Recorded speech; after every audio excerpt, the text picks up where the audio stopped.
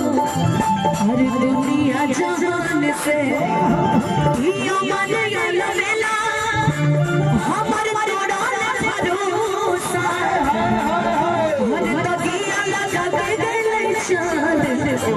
अरे नहीं आगे टोला में तोरा खातिर हो आहत के कोड़ा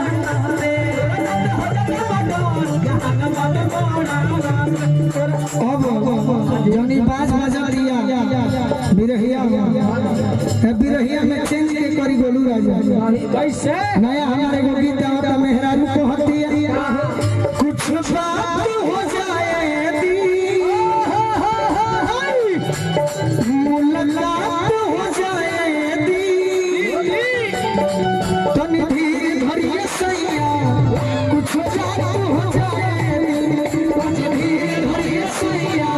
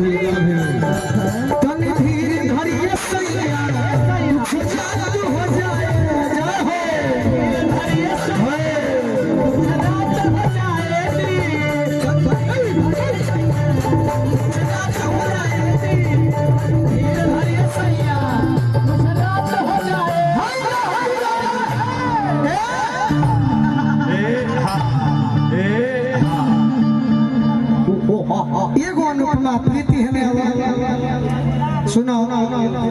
एगो तार चेली लिया तरस से जूनियर कलाकार जोगिंदर भैया बने जय जय भैया एगो तार से जूनियर कलाकार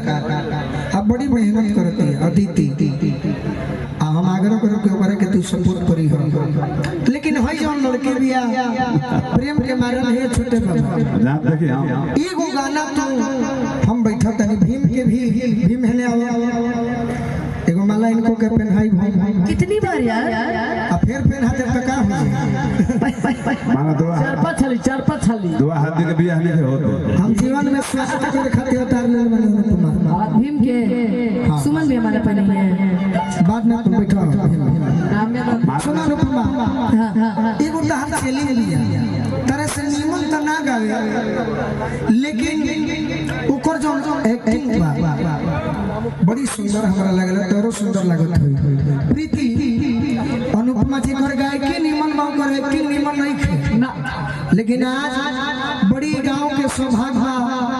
अनुपमा गोलू राजा के भी सौभाग्य बा सही बात है कि हमनी के बड़ी दिन के बाद हां जी दुनिया में गाँव तनी जा अपना क्षेत्र में हम ना आई हम आई बानी तो बड़ी हम गदगद बानी अनुपमा खुश बाड़ी के जब गोलू भैया के क्षेत्र हो तो अनुपमा के भी घर मानल जाई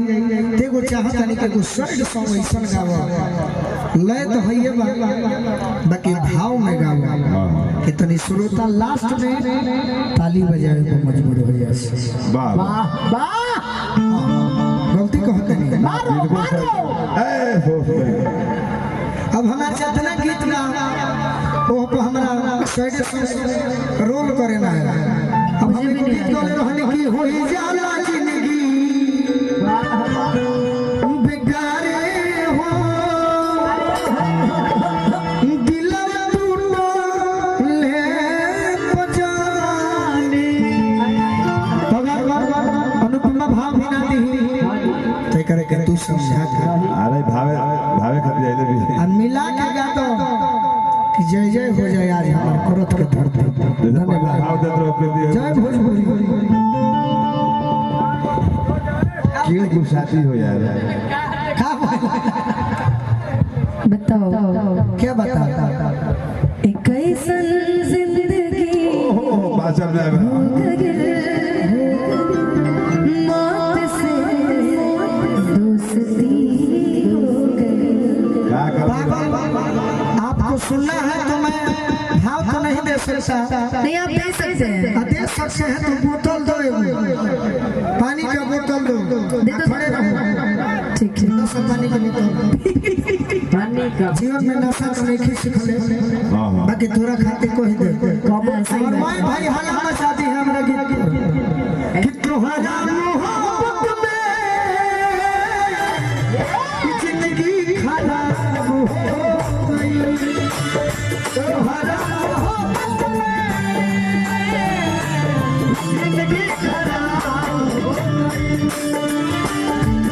दिल जब से तोड़लू